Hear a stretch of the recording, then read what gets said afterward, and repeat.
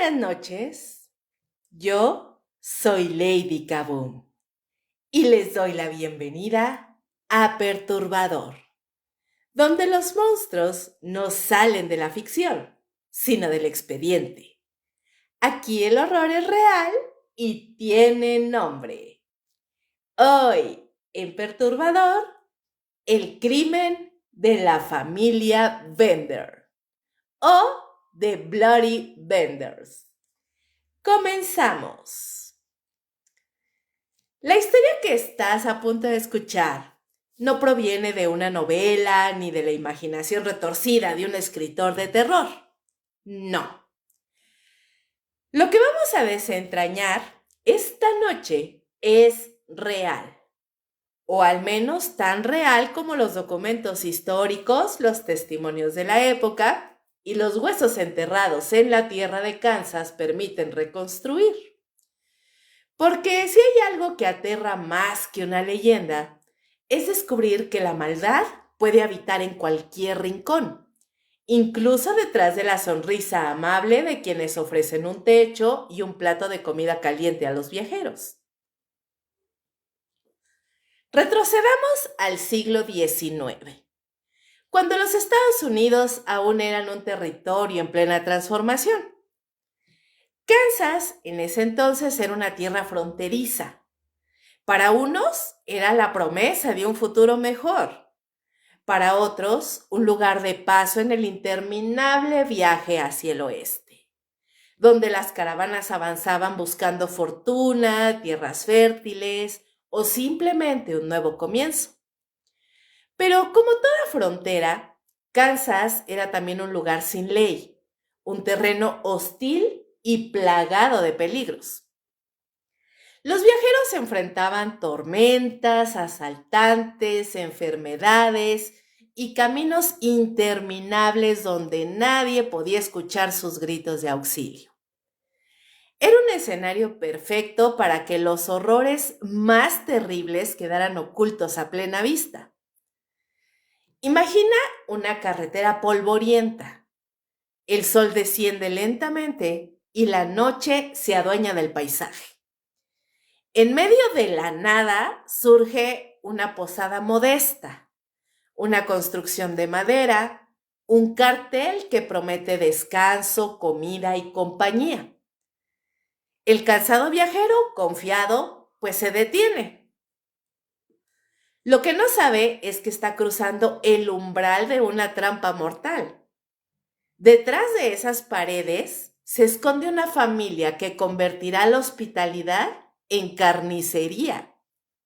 Una familia cuyo nombre resonaría en la historia como sinónimo de sangre, desapariciones y misterio. Es decir, la familia Bender. La llamada frontera sangrienta de Kansas ya tenía fama de ser escenario de violencia. Las luchas entre colonos a favor y en contra de la esclavitud habían teñido la tierra de rojo y los relatos de saqueos y ajusticiamientos eran cosa de todos los días. Pero lo que sucedió en Oshad Township, un pequeño asentamiento perdido entre la vastedad de la pradera, superaba cualquier crimen conocido hasta ese momento. Ahí, en una granja humilde, convertida en posada, o en motel, o en hotel, como ustedes le gusten llamar, o como se le llamaba posada en ese entonces, se tejió una de las historias más macabras del siglo XIX. Los viajeros llegaban con la esperanza de descansar. Algunos nunca fueron vistos de nuevo. Otros, mucho tiempo después, fueron hallados bajo montículos de tierra con los cráneos destrozados y las gargantas cortadas. El horror no estaba en los caminos infestados de bandidos, sino dentro de una casa, con mesa servida, con paredes que ocultaban secretos y un suelo que se abría como una boca dispuesta a engullir víctimas. Lo más perturbador es que a diferencia de los asaltos cometidos por bandidos solitarios o pandillas de forajidos, aquí no hablamos de criminales comunes. La familia Bender estaba compuesta por un padre, una madre y dos hijos, una mujer y un hombre, todos unidos por un propósito macabro: asesinar y robar. No se trataba de una mente enferma actuando en soledad, sino de un clan completo que convirtió su hogar en una trampa mortal, planificada con precisión. Esa idea, la de una familia unida, no por el amor, sino por la sangre derramada de inocentes, es lo que convierte este caso en algo especialmente aterrador. La posada de los Bender se encontraba en un punto estratégico, un lugar de mucho tránsito para comerciantes, colonos y aventureros. Nadie sospechaba que ese refugio era en realidad un matadero humano. Dicen que incluso había un asiento destinado al viajero solitario colocado justo sobre una trampilla.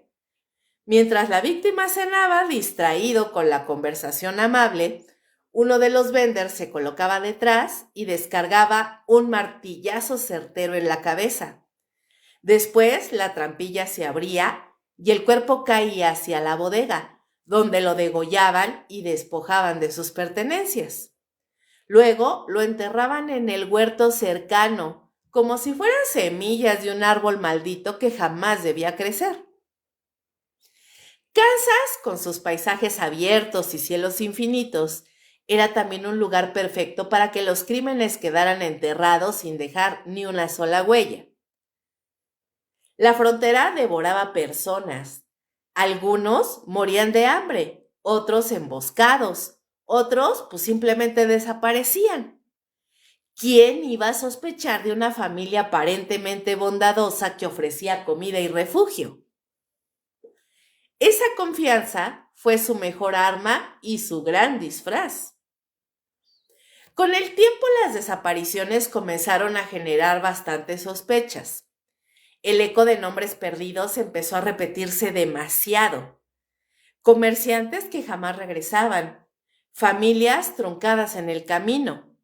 Y fue entonces cuando el misterio de la posada salió a la luz, y con él la revelación de lo que se ocultaba tras esas paredes. Pero esa parte de la historia la iremos recorriendo paso a paso. Esta noche en Perturbador abriremos la puerta de la infame posada Bender.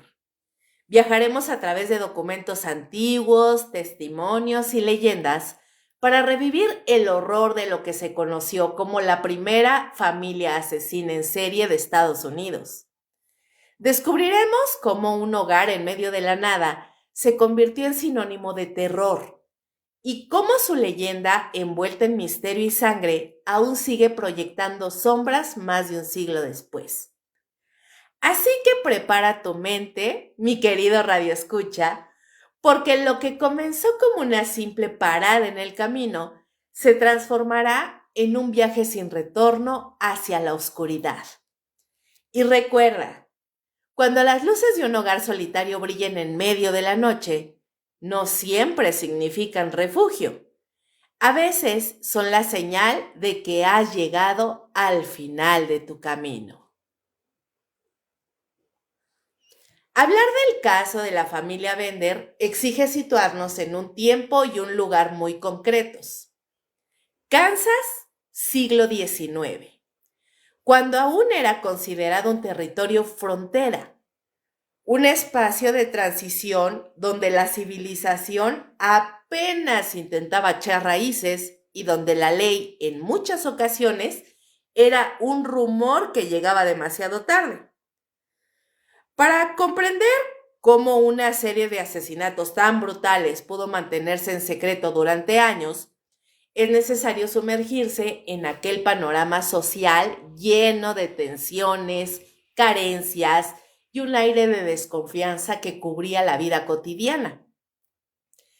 Kansas en la segunda mitad del siglo XIX era un mosaico de contrastes. Por un lado estaba la promesa de tierra fértil y nuevas oportunidades para colonos que llegaban desde el este de los Estados Unidos, muchos huyendo de la miseria, de las tensiones políticas o simplemente buscando un futuro distinto. Por otro lado, había un territorio marcado por la violencia, el desorden y la ausencia de un sistema sólido de control social. La guerra civil estadounidense había dejado cicatrices hondas y Kansas no fue la excepción. Fue uno de los escenarios más sangrientos en los años previos al conflicto, durante lo que se conoció como Bleeding Kansas, un periodo en el que abolicionistas y esclavistas se enfrentaron con una brutalidad que presagiaba el derramamiento de sangre que inundaría al país entero. Cuando la familia Bender se estableció en el condado de Lavette hacia 1870, Kansas aún estaba en proceso de consolidarse como estado y de imponer estructuras de orden. El ferrocarril avanzaba, sí, pero todavía había largas rutas solitarias que atravesaban llanuras interminables. Viajeros, comerciantes, inmigrantes europeos y buscadores de fortuna recorrían esos caminos, muchos de ellos cargando dinero, pertenencias valiosas o provisiones que los convertían en presas fáciles para bandidos. En medio de este escenario, posadas y casas de hospedaje aisladas se convertían en oasis para el descanso, pero también en trampas mortales. Lo que hacía particularmente peligrosa Kansas en aquel entonces era la fragilidad de su sistema de justicia. Los sheriffs a menudo eran figuras simbólicas, incapaces de patrullar territorios tan extensos. Los pueblos pequeños carecían de prisiones y los linchamientos eran la manera más rápida de impartir castigo, lo que creaba un ambiente de justicia improvisada y poco confiable. Quien cometía un crimen podía desaparecer con facilidad en la inmensidad de las llanuras o reinventarse en otro pueblo sin que nadie lo cuestionara demasiado. La movilidad constante y el aislamiento geográfico funcionaban como aliados de los criminales. El contexto económico también explica por qué tantos viajeros terminaban confiando en casas de hospedaje como la de los Benders. Las caravanas que cruzaban Kansas con destino a otros estados o territorios, pues necesitaban puntos de descanso, lugares donde alimentarse, dormir, obviamente dormir bajo un techo y protegerse de las inclemencias del clima. No había cadenas hoteleras ni tabernas urbanizadas. Había casas familiares que ofrecían habitaciones improvisadas y comida casera a cambio de unas monedas. Este modelo de hospitalidad era común y hasta necesario, y por ello resultaba impensable desconfiar de todas las familias que abrían sus puertas al viajero. El espíritu pionero de la época se mezcla con un individualismo feroz. Cada familia debía sobrevivir por su cuenta, cultivar sus tierras, defender su propiedad, fabricar sus propios enseres. Este aislamiento social hacía que los vecinos no siempre supieran lo que ocurría puertas adentro en la casa de los vecinos, y mucho menos en una posada apartada como la de los Benders.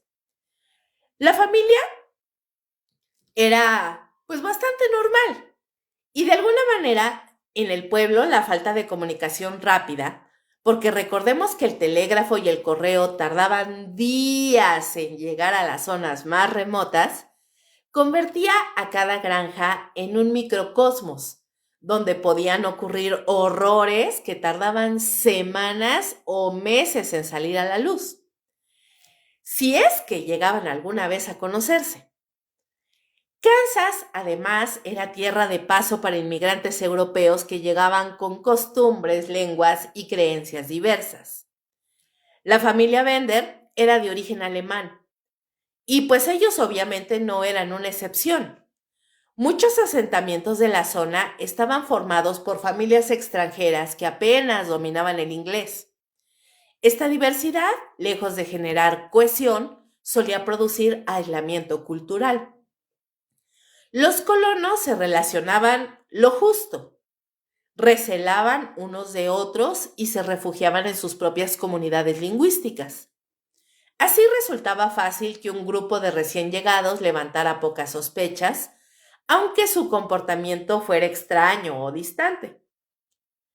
El ambiente religioso también marcaba la vida cotidiana. Kansas estaba impregnado por corrientes espirituales y sectarias que florecían tras la guerra civil. Había predicadores ambulantes, profetas improvisados y comunidades enteras que se reunían en torno a creencias excéntricas o prácticas espiritistas. Las supersticiones convivían con la religión organizada, y no era raro escuchar relatos sobre apariciones, presagios o maldiciones. Este trasfondo alimentaba una mentalidad en la que la frontera entre lo real y lo imaginado se volvía bastante difusa, preparando el terreno para ciertos crímenes y de alguna manera estos crímenes fueran interpretados en clave de misterio o simplemente ignorados bajo la idea de que Dios castiga de maneras extrañas. El sistema de transporte, aunque en crecimiento, todavía era precario. El ferrocarril apenas conectaba ciertas áreas y la mayoría de los desplazamientos seguían realizándose en carretera. Las rutas eran largas, tediosas y peligrosas, y los viajeros se encontraban constantemente a merced de tormentas, animales salvajes o bandidos. Bajo esas condiciones, desaparecer no era un hecho excepcional, era casi lo esperado. Un comerciante que no llegaba a su destino podía haber muerto de frío, de hambre, de enfermedad o a manos de ladrones. La sospecha de un asesinato planificado rara vez era la primera explicación que se consideraba. Este contexto explica por qué la familia Bender pudo operar durante tanto tiempo sin levantar mayores sospechas. Su posada, ubicada en un tramo solitario de la ruta entre Independence y Fort Scott, se presentaba como un punto de descanso necesario para quienes cruzaban la región. Los viajeros desaparecían y los vecinos, en lugar de pensar en asesinatos, atribuían las ausencias a los peligros habituales de la frontera. El propio terreno conspiraba a favor de los criminales. La vasta extensión de Kansas era como un lienzo interminable en el que se podían esconder cuerpos sin temor a ser descubiertos. El siglo XIX en Kansas fue en resumen un caldo de cultivo perfecto para el crimen impune. Las promesas de prosperidad se mezclaban con la violencia heredada de la guerra civil, la precariedad de las leyes, el aislamiento geográfico y la movilidad constante de quienes cruzaban aquellas tierras. En este escenario, una familia de asesinos podía presentarse como simples colonos trabajadores, ganarse la confianza de los viajeros y convertir una posada en una trampa mortal. El horror que se desataría en la cabaña de los Bender no fue un accidente aislado, sino el reflejo más brutal de un tiempo en el que la frontera era tanto un espacio de oportunidades como de perdición. El caso de los Bender no puede entenderse sin esa mirada al Kansas del siglo XIX, porque más allá de la historia sangrienta de una familia, lo perturbador es descubrir cómo todo un entorno social, económico y cultural creó las condiciones para que el horror prosperara en silencio. Kansas era un territorio donde la esperanza de un futuro mejor convivía con la amenaza constante de la violencia y donde los viajeros confiaban su vida, a veces sin saberlo, a manos de perfectos desconocidos. Cuando la familia Bender llegó a Osha Township, nadie imaginó que bajo su apariencia de colonos trabajadores se ocultaba una historia que iba a teñir la tierra de la frontera con horror. Eran inmigrantes de origen europeo, según los registros, probablemente alemanes, que buscaban establecerse en la vasta pradera y sobrevivir en un rincón donde la ley aún no tenía la fuerza necesaria. Su acento y costumbres les dieron un velo de extrañeza que al principio se interpretó como mera distancia cultural. Pronto, sin embargo, montaron una pequeña granja y una posada improvisada destinada a viajeros cansados. La posada de los Bender fue clave en su integración a la vida social. Situada en un tramo por el que transitaban comerciantes y colonos, ofrecía lo que entonces resultaba más valioso: un techo, comida caliente y compañía. En una frontera donde las rutas eran largas y peligrosas, su establecimiento ofrecía un alivio inmediato, pero también ofrecía la ilusión de seguridad. Los Bender supieron usar esa ilusión. Su hospitalidad parecía genuina. Recibían a los viajeros con amabilidad, los alojaban y conversaban con ellos hasta ganarse su confianza. Para muchos, la llegada a la posada significaba el final de una jornada extenuante. Nadie pensaba en trampas detrás de una mesa puesta y una chimenea encendida. Los rasgos físicos y psicológicos de cada miembro de la familia contribuyeron a la dinámica que se instalaría en la posada. John Bender, el patriarca, era un hombre de acción, de pocas palabras y una presencia bastante imponente. Fuerte por el trabajo en la tierra. Su semblante curtido y su mirada fría lo convertían en una figura distante. Aunque cumplía con las tareas de la granja, su silencio y paciencia rayaban en lo inquietante. Era el rostro que impone orden y amenaza sin necesidad de alzar la voz. Por otro lado, Elvira, su esposa, representaba la otra cara, amable, hospitalaria y expresiva. Su actitud afable le permitía acercarse con facilidad a los huéspedes, atenderlos y distraerlos con sencillez. Esa cordialidad para muchos no parecía más que modestia. Para otros sería con el tiempo la máscara de una voluntad implacable. John Jr., el hijo, ofrecía una imagen de inquietud. Era un joven reservado y de conducta errática. Se movía en los bordes de la casa realizando tareas sin buscar conversación. Testigos posteriores lo recordaban como alguien inquietante.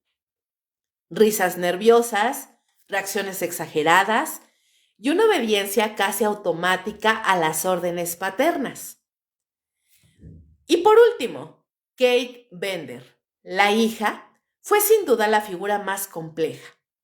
Joven, atractiva y carismática, era la que más interactuaba con los viajeros. Su belleza y gracia resultaban cautivadoras. Se sospecha que Kate ejerció un papel deliberado: distraer, conversar, hacerse confidente y crear un clima de cercanía que facilitara que el viajero bajara la guardia. Combinar esa seducción con la hospitalidad de Elvira y la fuerza silenciosa de John Jr. convirtió a la posada en un lugar con una dramaturgia exacta y peligrosa. Instalados en la posada, los Bender supieron capitalizar la condición de paso obligado del lugar. Su granja estaba situada en un tramo donde los caminantes necesitaban reposo. Su estrategia fue sencilla y afectiva. Mostraban una hospitalidad aparentemente genuina. Ofrecían un hogar cálido después de días de intemperie y creaban una atmósfera de calma. Para el viajero agotado, el calor de hogar y la amabilidad familiar eran razones más que suficientes para bajar la guardia. Esa confianza fue la materia prima sobre la que se edificaría el misterio. Psicológicamente, la familia mostró una estructura cohesionada y sin fisuras. Cada miembro ocupaba un rol. John, el padre, imponía. Elvira, la madre, persuadía. John Jr. ejecutaba y Kate distraía. Esa distribución de roles revela una planificación que dista mucho de la improvisación. La posada no era solo una fuente de ingresos, era un dispositivo donde la rutina cotidiana se mezclaba con tareas siniestras. La convivencia estrecha entre miembros creó códigos y lealtades que, según muchos historiadores indican no simplemente la aceptación de una dinámica familiar, sino la institucionalización de una conducta criminal. Los vecinos, en un primer momento, interpretaron a los Bender como seres sencillos. No se trataba de una familia de forajidos ruidosos. Eran discretos, apenas se relacionaban y mantenían un perfil bajo. Esa discreción fue su escudo. Sin embargo, con el tiempo amenazaron muchísimo con su forma de ser, y entonces comenzaron a surgir rumores. Viajeros que no llegaban, hombres que desaparecían y en rutas próximas, pequeños indicios que cuando se juntaron dibujaron un patrón bastante inquietante. Algunos recordaron haber oído fuertes golpes en la noche. Otros comentaron movimientos inusuales en la bodega de la casa. Esos retazos de información, unidos a la memoria popular, terminaron por transformar la sospecha en una investigación. La familia no llegó con grandes recursos. Su estilo de vida era bastante modesto y se adaptaron con rapidez a las exigencias de la frontera. Construyeron su rancho con materiales locales, madera, piedra de acarreo y esfuerzo físico propio. La posada al principio fue una ampliación de la cocina familiar, una mesa larga para huéspedes, un cuarto para dormir, una pequeña despensa y un granero. Sin lujos y con calor de leña. El lugar olía a pan y café. Esa mezcla de sencillez y alimento resultaba irresistible para quienes pedían descanso. Los Bender supieron gestionar la apariencia, la disposición de la casa y la atención al detalle. Ropa limpia, manteles bien colocados, platos servidos con puntualidad, daban la sensación de un hogar ordenado y seguro. En las tardes, Kate y Elvira se encargaban de las tareas visibles y con ello tejían redes de confianza. Conversaban con los viajeros, preguntaban por el origen, escuchaban historias y a veces ofrecían una palabra consoladora. Esos pequeños rituales sociales sirvieron para que los huéspedes compartieran datos sobre sus rutas, pertenencias o destinos. Esa información podía ser utilizada por la familia para elegir víctimas con mayor provecho económico. Hombres con dinero, comerciantes con mercancías o individuos que viajaban solos. El papel de John Jr. y de John Papá era más físico, llevar a cabo las acciones necesarias lejos de las miradas ajenas. La posada era en definitiva un lugar diseñado para la confianza y la entrega. No faltan en las fuentes descripciones que insinúan rutinas domésticas extrañas, excavaciones en la bodega, silencios prolongados y la costumbre de enterrar ciertas cosas en el huerto. Algunos vecinos, años después, recordaron la aparente afición de la familia por la reserva de espacios apartados. Aunque enterrar provisiones podía ser una conducta normal en la frontera, con la distancia, esa conducta adquirió connotaciones siniestras. Las sospechas crecieron cuando viajeros dejaron de regresar y cuando testimonios aislados comenzaron a señalar a la última posada como lugar de último avistamiento. La prensa local, lenta pero eventual, recogió murmullos y relatos que alimentaban un interés que acabaría transformándose en investigación pública. Desde una óptica psicológica, la dinámica familiar sugiere patrones inquietantes, lealtad y obediencia, un sistema de roles que redunda en eficacia criminal. En grupos cerrados, la presión por la conformidad puede convertir a individuos en actores de actos que fuera de ese contexto no realizarían. El caso de los Bender parece encarnar todo esto. La familia como célula donde la separación entre la vida cotidiana y el acto criminal se difuminaban hasta convertirse en continuidad. Ese fenómeno no es exclusivo de la ficción. Las historias criminales muestran que familias enteras pueden normalizar la violencia cuando se instituye como una rutina. En el entorno hostil de la frontera, donde la supervivencia era prioridad, la línea entre lo ético y lo práctico se volatizaba con cruel rapidez. Finalmente, la llegada de los Bender y el modo en que montaron su posada dejaron una huella indeleble en la comunidad.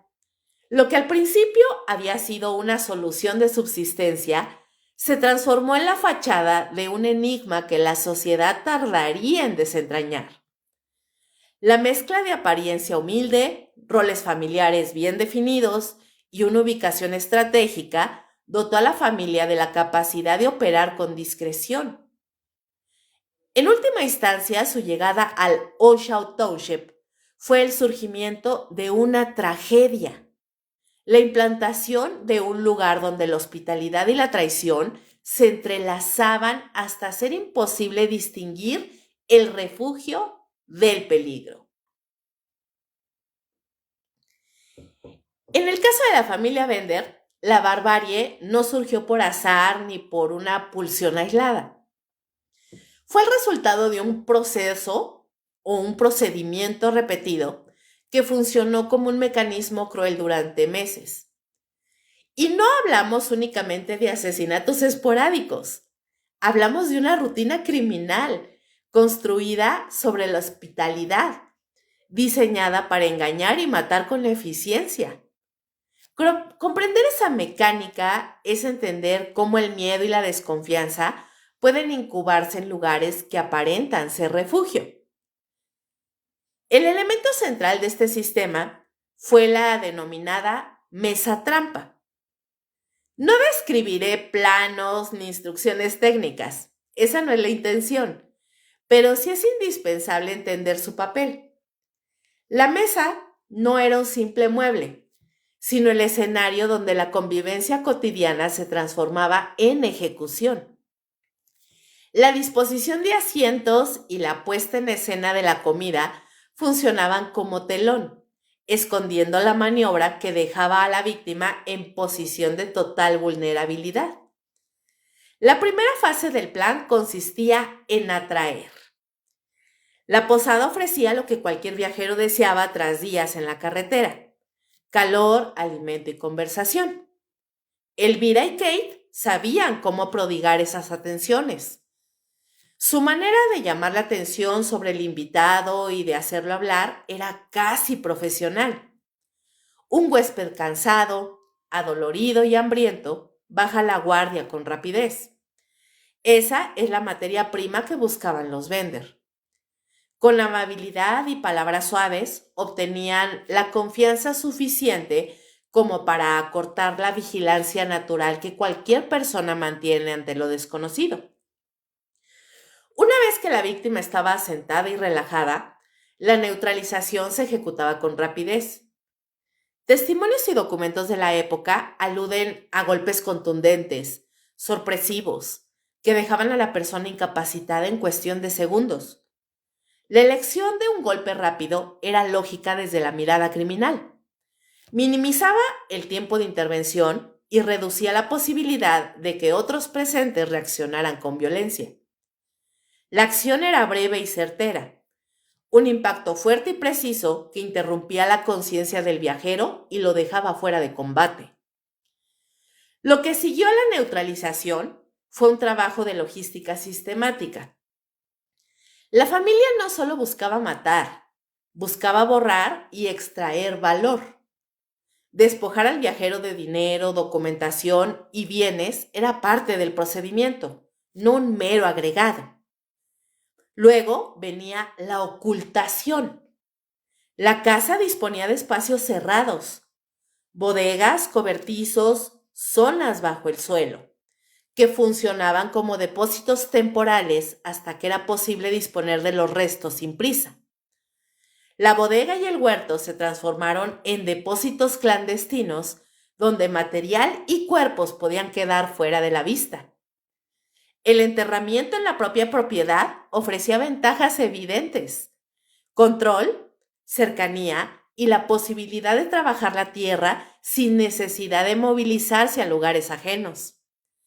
Los miembros de la familia cavaban en puntos del huerto que podían justificar por labores agrícolas, y con la excusa del cultivo se cubrían las irregularidades.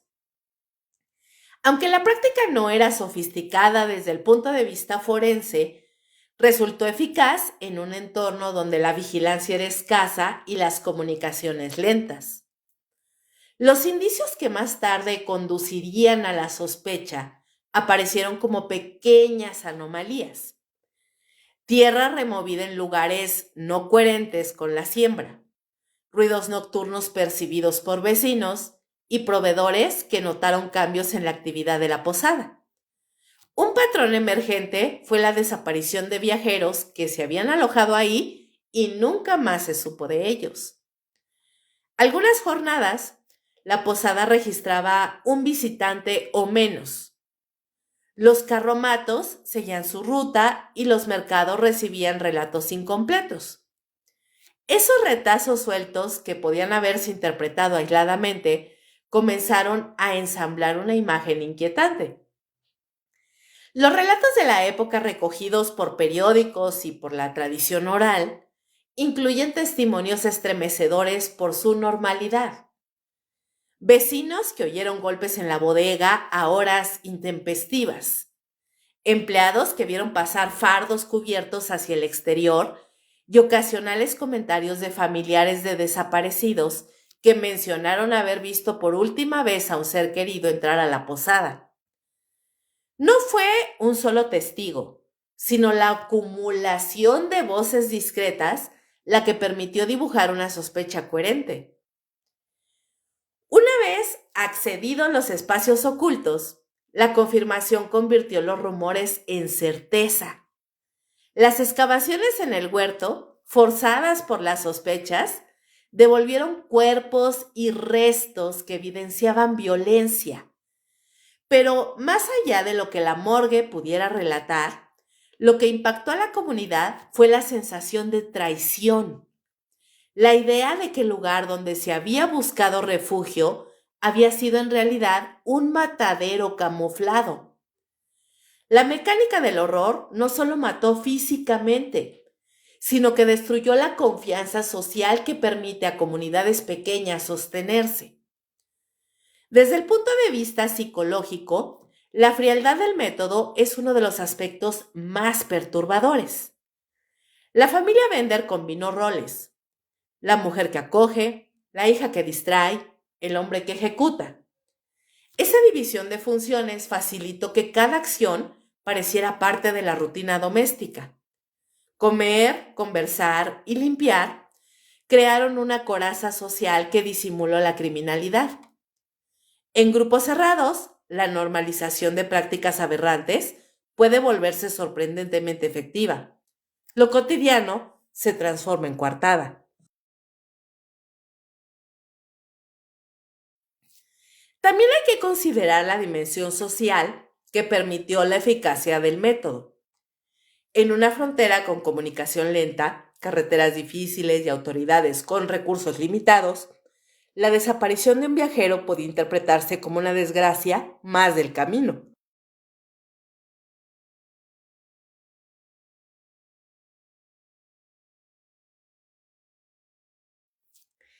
Esa indiferencia inicial fue capital para que las desapariciones se diluyeran en la lista de riesgos aceptados.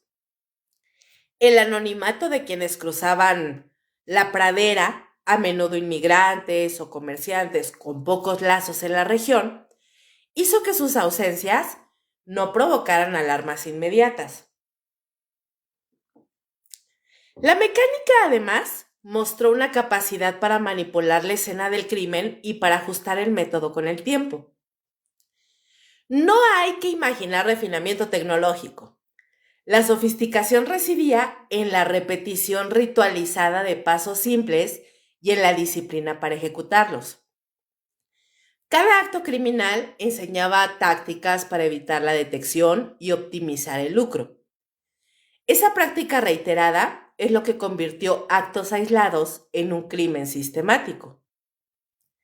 La reacción cuando la red salió a la luz fue de indignación y sorpresa, pero también de impotencia. La comunidad se sintió traicionada y la prensa alimentó un pánico moral que acompañaría el resto del siglo. Al detectar el patrón, la población local reaccionó con muchísima rabia. Formaron comitivas, presionaron por búsquedas y exigieron a las autoridades actuaciones contundentes. Sin embargo, la fuga de los sospechosos antes de un procedimiento completo amplificó la sensación de justicia, o más bien, de injusticia. La mecánica del horror en ese sentido no solo produjo víctimas, sino que generó una herida de confianza que tardaría generaciones en cerrarse. Para que el drama alcanzara su eficacia, hubo factores menores pero decisivos. La discreción de la familia en el trato con vecinos, la regularidad con la que abrían la posada a viajeros, lo que disimulaba patrones de selección, y la explotación de la naturaleza humana, esa tendencia a minimizar riesgos cuando se busca descanso. Además, aprovechaban las lagunas legales y las costumbres del lugar. La gente prefería, pues, no involucrarse en pesquisas que pudieran atraer peligros o que implicaran enredos legales. Los investigadores posteriores destacaron algo que a primera vista pasaba desapercibido, que era la economía del crimen. Los asesinatos no eran gratuitos, respondían a una lógica económica, el botín extraído de cada víctima, que se sumaba a la subsistencia de las familias. Esa dimensión utilitaria matiza el relato y lo acerca a la fría lógica del negocio. Si la violencia se convierte en fuente de recursos, se vuelve repetible y por ende más peligrosa. Hubo también una dimensión ritual en la repetición. La familia ajustó su método con el tiempo para minimizar riesgos. Aprendieron de errores, ocultaron señales y optimizaron pasos para que la rutina no desencadenara sospechas. La repetición les permitió pulir la mecánica hasta lograr una eficacia inquietante.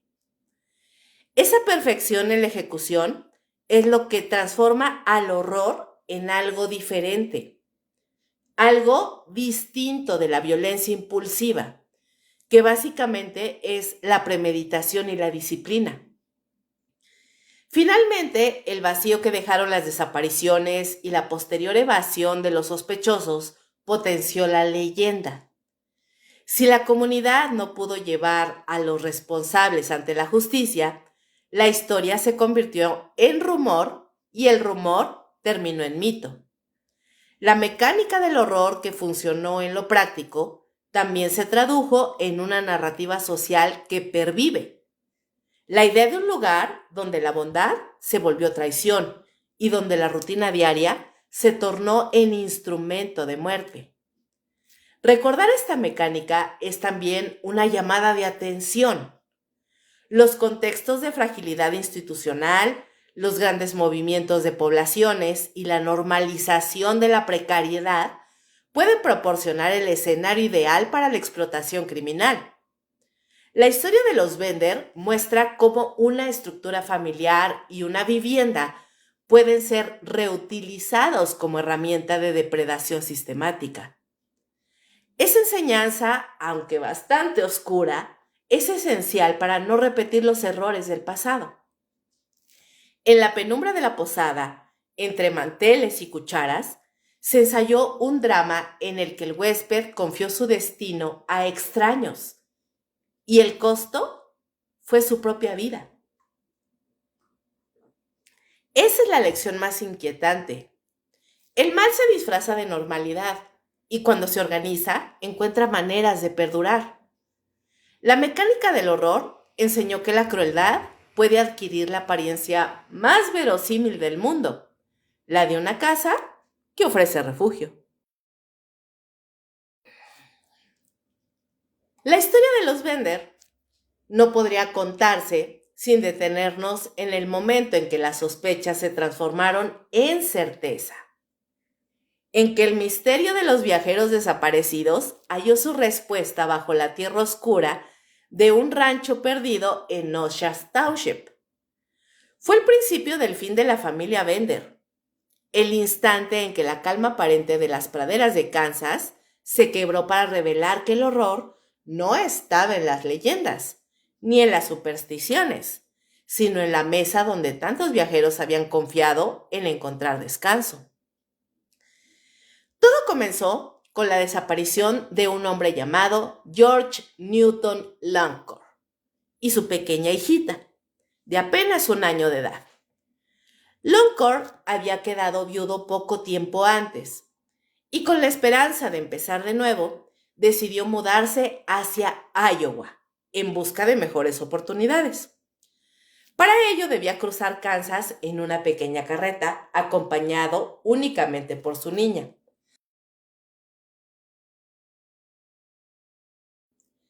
El viaje, aunque arduo, era relativamente común en esa época.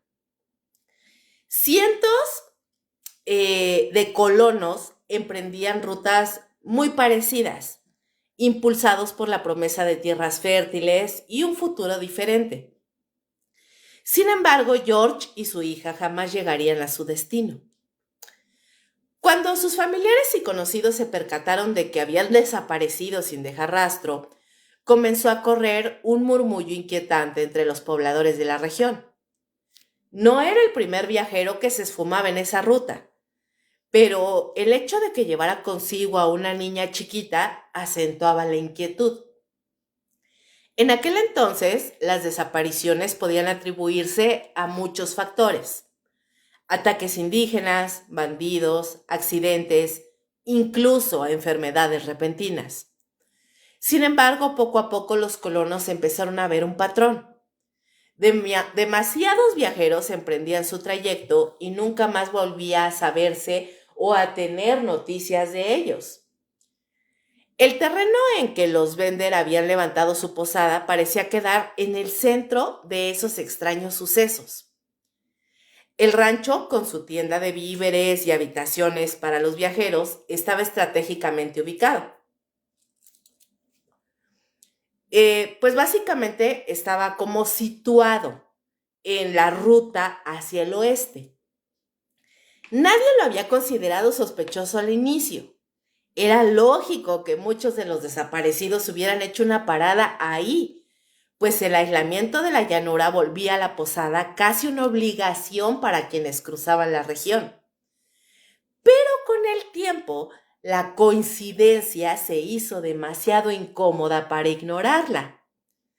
Los vecinos empezaron a platicar, a cuchichear, a chismear entre ellos. Había relatos de hombres que jamás llegaron a donde se dirigían. Comerciantes que nunca volvieron a aparecer con sus mercancías. Familias que parecían haberse desvanecido en la nada. En cada caso había un punto común. Todos habían pasado por el rancho de los Bender. La tensión creció hasta que un comité de búsqueda decidió intervenir. Entre los más activos estaba el coronel York, hermano del senador Alexander York, un hombre que había desaparecido misteriosamente tras haber viajado por la región. El coronel, decidido a descubrir qué había ocurrido, comenzó a interrogar a los vecinos y a visitar los lugares donde se les había visto por última vez. Cuando llegó al rancho de los Bender, fue recibido con la misma hospitalidad rústica y falsa sonrisa que muchos viajeros habían conocido antes que él. Kate Bender, la hija, intentó tranquilizarlo con su aire enigmático y seductor, llegando incluso a ofrecer sus supuestos dones de medium para ayudar a localizar a los desaparecidos. La escena con los vecinos, cada vez más convencidos de que algo siniestro ocurría en ese lugar, se volvió insostenible. Finalmente, el comité decidió organizar una inspección general en los alrededores. Y fue entonces cuando descubrieron lo impensable. Una tarde, tras notar que la familia Bender había abandonado repentinamente el rancho, dejando atrás animales, mercancías y hasta objetos personales, los vecinos, acompañados de autoridades locales, entraron a la propiedad. Lo primero que llamó su atención fue la atmósfera extraña que se respiraba en la casa. Había un silencio pesado, un olor metálico que impregnaba las tablas de madera y una tensión casi física que parecía adherirse a los visitantes. Pronto dieron con la famosa trampilla. Estaba ubicada justo debajo de la mesa de la cocina, la misma mesa donde los viajeros se habían sentado una y otra vez a compartir pan y conversación con sus verdugos. Al levantarla, descubrieron una fosa oscura impregnada de sangre seca. La tierra, no, bueno, estaba empapada, ennegrecida por los fluidos de innumerables cuerpos que habían sido degollados justo encima. El hallazgo heló la sangre de los presentes. Aquella cocina había sido el escenario de un matadero humano. El siguiente paso fue inspeccionar el huerto, ese terreno que hasta entonces había parecido inocuo, destinado al cultivo y la vida rural.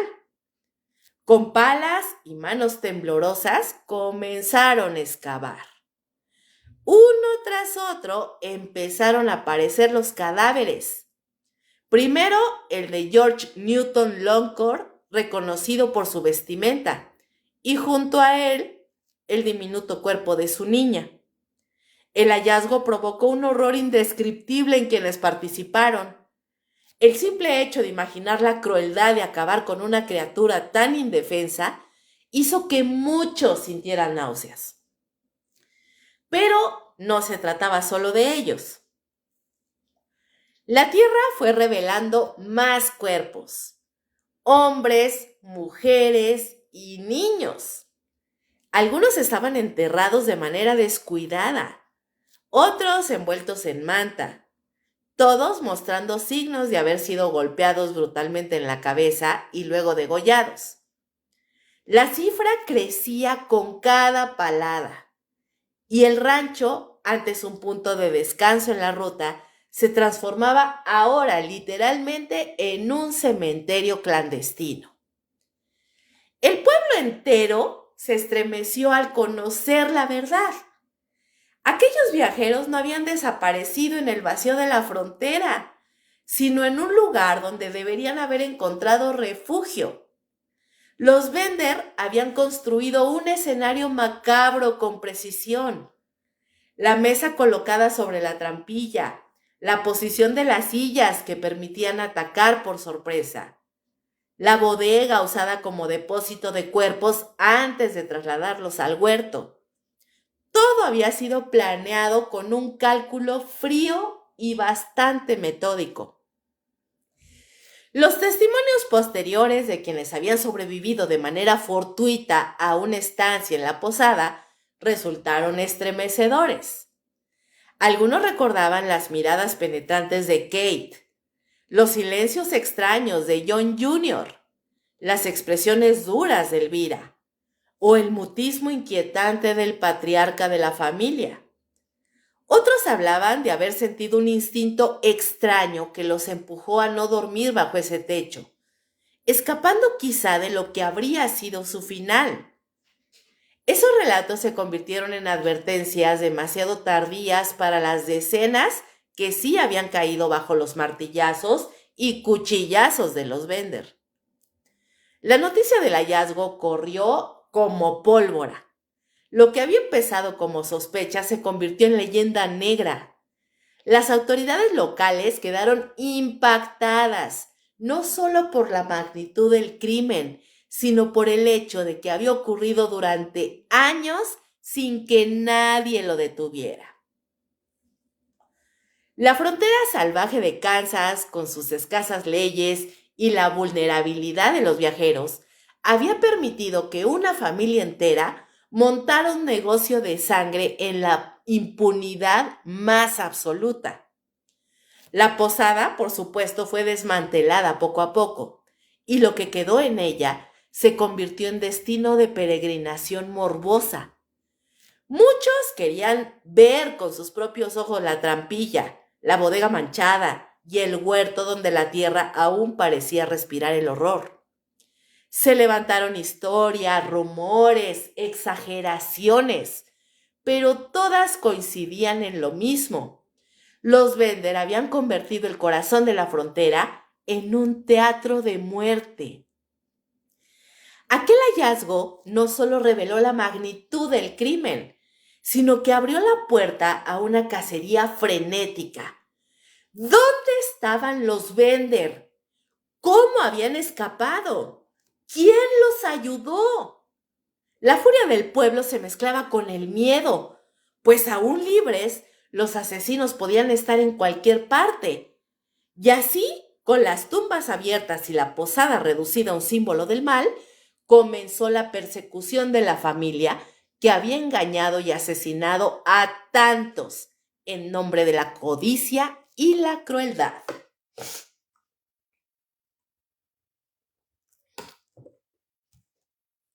La desaparición de la familia Bender marcó un episodio de violencia y misterio en la historia de Kansas a finales del siglo XIX.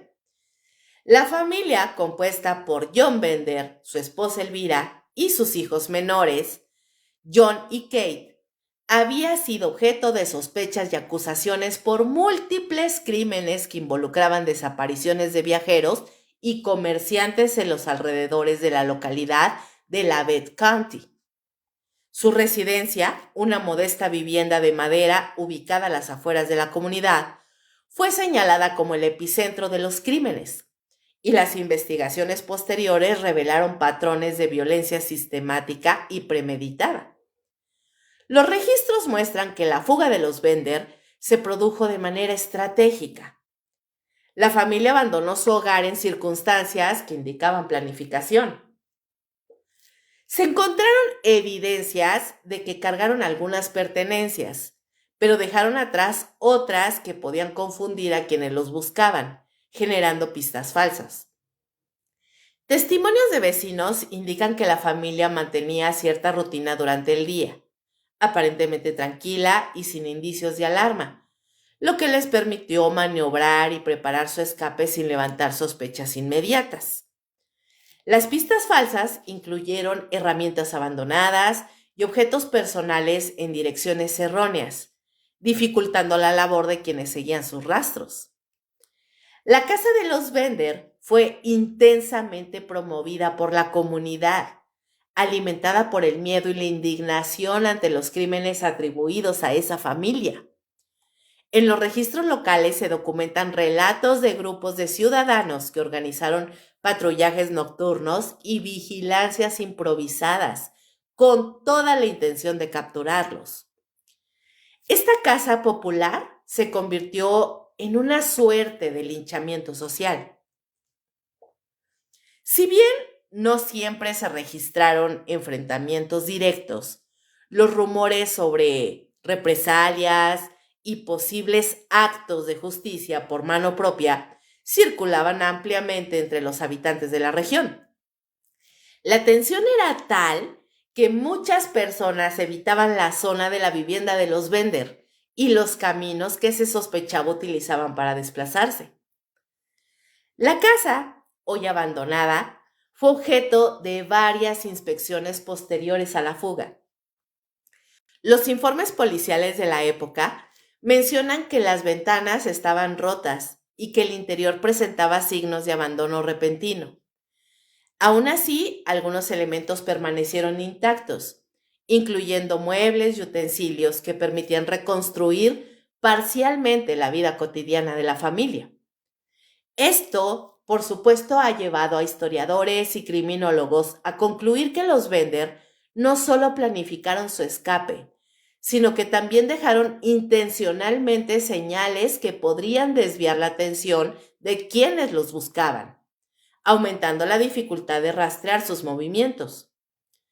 Los testimonios de vecinos y testigos indican que los Bender aprovecharon la geografía local para su fuga. La zona combinaba campos abiertos y bosques dispersos, lo que permitía moverse sin ser detectados durante la noche. Los relatos coinciden en que la familia se desplazaba con discreción, evitando contacto directo con personas y comunidades cercanas, y que sus movimientos eran precisos y bastante calculados. Ninguna autoridad local logró capturarlos en ese periodo, lo que sugiere un conocimiento profundo del terreno y una planificación previa. La fuga de los Bender se vio acompañada de rumores sobre linchamientos y represalias. Aunque muchos de estos relatos carecen de verificación documental completa, sí existen referencias en periódicos de la época que mencionan altercados y patrullajes comunitarios en los alrededores de la vivienda. Se registran, por ejemplo, incidentes en los que ciudadanos armados intentaron interceptar individuos sospechosos de colaborar con la familia Bender, así como investigaciones improvisadas que buscaban identificar a cómplices o informantes. Ahora, si bien no hay confirmación de que se hayan producido linchamientos directos, la percepción de peligro y justicia comunitaria era palpable y contribuyó a una atmósfera de alarma social. Los informes policiales y registros judiciales posteriores detallan que la familia aprovechó tácticas de camuflaje y engañó para dificultar su localización. Se mencionan rutas alternativas, movimientos nocturnos y estrategias de distracción mediante señales falsas. Los historiadores coinciden en que estas tácticas fueron decisivas para su éxito inicial en la fuga y que probablemente prolongaron su permanencia sin captura en la región. La combinación de planificación estratégica y conocimiento del terreno, por supuesto que permitió a los Bender mantenerse un paso adelante de las autoridades locales y de los vigilantes comunitarios durante semanas. El impacto de la fuga de los Bender fue significativo en términos sociales y legales. El miedo generado entre los habitantes llevó a reforzar la vigilancia en comunidades vecinas y a la instauración de protocolos de seguridad más estrictos para viajeros y comerciantes.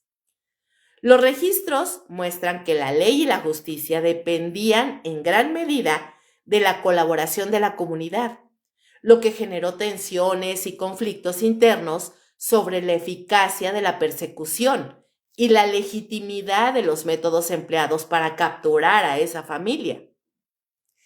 Este episodio se convirtió en un caso de estudio temprano sobre cómo el crimen, la percepción social y la justicia comunitaria podían actuar de manera compleja en entornos rurales. Los testimonios que se recopilaron durante los días posteriores a la fuga permiten reconstruir, aunque sea parcialmente, el itinerario de los Bender. Algunos viajeros aseguraron haberlos visto en los caminos que conectaban Labette County con áreas rurales de estados vecinos. Otros mencionaron avistamientos de carretas cargadas con pertenencias, aunque nunca se logró confirmar si realmente correspondían a esa familia. Estos relatos contribuyeron a mantener la leyenda viva y a reforzar la narrativa de que los Bender eran astutos y conscientes de los riesgos, capaces de manipular la percepción de quienes los buscaban. Finalmente, la historia de la fuga de los Bender destaca por la combinación de factores: planificación estratégica, conocimiento del terreno, uso de pistas falsas y la respuesta de la comunidad a la amenaza percibida. Los documentos y testimonios existentes permiten identificar patrones de comportamiento que reflejan tanto la desesperación de la familia como la intensidad de la vigilancia social. La familia logró escapar físicamente de la captura inmediata, pero dejó un legado duradero en la memoria colectiva de la región, consolidándose como un ejemplo temprano de cómo la criminalidad el miedo y la justicia comunitaria se entrelazan en un contexto histórico específico. En conclusión, la fuga de los Bender no solo representa un caso de criminalidad y desaparición, sino también un estudio sobre la interacción entre sospecha, rumor y acción comunitaria en el siglo XIX. Las pistas falsas, la planificación de la huida y la respuesta social permiten comprender la complejidad de este episodio y su relevancia histórica. Hasta la actualidad, la casa abandonada y los relatos sobre la familia continúan siendo objeto de investigación y de interés documental, destacando la permanencia del miedo, la curiosidad y la fascinación que rodea a esta historia en la memoria colectiva de Kansas y en general de todo el país. La desaparición de la familia Bender, pues, no solo marcó un episodio de violencia en Kansas, sino que también dio origen a un conjunto de mitos, rumores y leyendas, pues que han perdurado por más de 100 años. Desde el momento en que se confirmó que la familia había abandonado su hogar, comenzaron a surgir especulaciones sobre su destino. La falta de evidencia concreta sobre su paradero alimentó la imaginación de la población y creó un terreno fértil para teorías contradictorias que en algunos casos se mantuvieron como hechos supuestos durante décadas. Uno de los primeros y más persistentes rumores fue que los Bender habían muerto poco después de huir. Según esta versión, la familia habría perecido en el camino, víctima de las duras condiciones del invierno y la falta de recursos. Algunos testigos afirmaron haber visto sus carretas abandonadas en senderos cercanos de la Bed County, con pertenencias dispersas alrededor, lo que forzó la creencia de que habían sucumbido a las inclemencias del clima. Sin embargo, los registros oficiales no confirmaron ninguna muerte ni hallazgo de cuerpos, dejando esta teoría en el terreno de la especulación. Aún así, durante años, periódicos locales publicaron artículos basados en testimonios parciales que narraban avistamientos de figuras humanas que coincidían con la descripción de los Bender, reforzando la idea de que podrían haber fallecido de manera trágica y anónima. Otra teoría ampliamente difundida sostiene que los Bender lograron escapar a Canadá. Esta versión se basaba en informes de viajeros que aseguraban haberlos visto en comunidades rurales al norte de los Estados Unidos. Algunos relatos indicaban que la familia habría adoptado nuevas identidades para evitar ser reconocida, aprovechando el limitado sistema de registro migratorio de la época.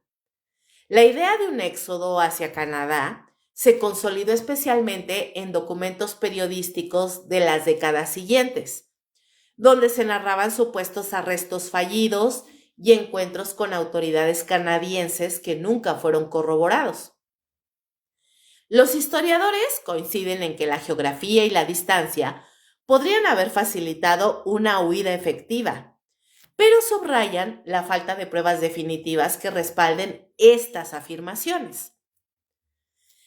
La hipótesis de un cambio de identidad dentro de los Estados Unidos también figura entre los rumores más persistentes.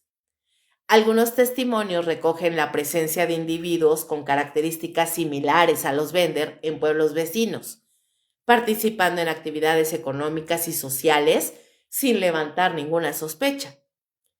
La dificultad de las autoridades locales para seguir la pista de la familia y la falta de registros sistemáticos de la época hicieron posible que estos rumores se consolidaran. Se mencionan casos de familias que aparecieron repentinamente en otras localidades con patrones de comportamiento y apariencia física que de alguna forma coincidían con los Bender, aunque nunca se pudo confirmar si realmente se trataba de ellos. Este tipo de relatos contribuyó a mezclar la frontera entre realidad y mito, generando una sensación de misterio permanente alrededor de su figura.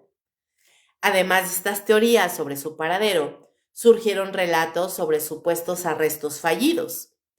En varias ocasiones, la comunidad afirmó haber capturado a miembros de la familia, pero estos fueron liberados por errores de identificación o falta de pruebas. Los periódicos de la época publicaron artículos donde se detallaban persecuciones frustradas, encuentros breves en caminos rurales y detenciones temporales que no condujeron a un juicio. La repetición de estos relatos en los medios contribuyó a reforzar la idea de que los Bender eran escurridizos y calculadores, capaces de eludir la justicia incluso en situaciones que parecían definitivas.